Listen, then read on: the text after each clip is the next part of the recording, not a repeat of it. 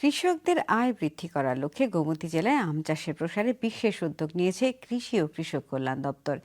MIDH প্রকল্পে কাঁকড়াবন ব্লকের দুধ পুষ্করিণী গ্রাম পঞ্চায়েতের বাসিন্দা হাবিল মিয়া সরকারি সহায়তা এবং প্রশিক্ষণের মাধ্যমে 1 হেক্টর জমিতে আম চাষ শুরু করেছেন। একই সঙ্গে তিনি আনারস, কলা ও কাঁঠাল বাগান করে লাভের মুখ দেখছেন বলে জানান। আরেক কৃষক সিরাজুল ইসলাম একইভাবে 12 থেকে 15 প্রজাতির আম চাষ করে এখন স্বাবলম্বী। গোমতী জেলা শীঘ্রই আম উৎপাদনে একটি গুরুত্বপূর্ণ কেন্দ্র পরিণত হবে বলে আশা প্রকাশ করেছেন কাঁকড়াবন কৃষি মহকুমা তত্ত্বাবধায়ক ডক্টর রাজীব মজুমদার।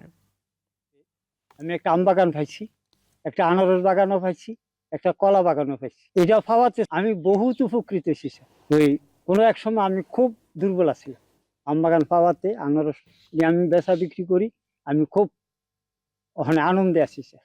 ব্যক্তিগতভাবে আমি সফল উদ্যোগী একজন আম চাষি। আমার এখানে প্রায় 12 রকমের আমের ভ্যারাইটি আছে। আম্রপল্লী আছে, হিমসাগর আছে, তোতাপুরি আছে, মালদা আছে, ফজলি আছে।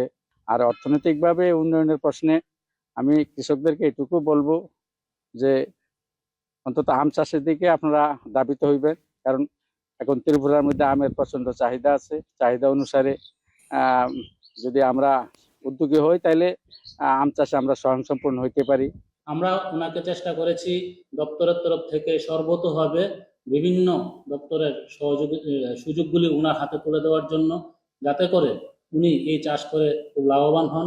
এবং আমরা দেখতে পাচ্ছি যে উনি এই চাষ করে ন্যূনতম 2.5 থেকে 3 লাখ টাকা বছরে লাভবান হচ্ছেন।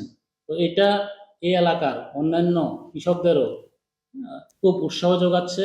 তো আমরা দৃঢ় বিশ্বাসী যে সামনের দিনগুলিতে আমাদের কাঁকড়াবন এলাকাতে ফুল চাষে, ফল চাষে আরো এলাকা বাড়বে এবং যারা বেকার যুবক যুবতী যারা আছেন, যারা কৃষিকে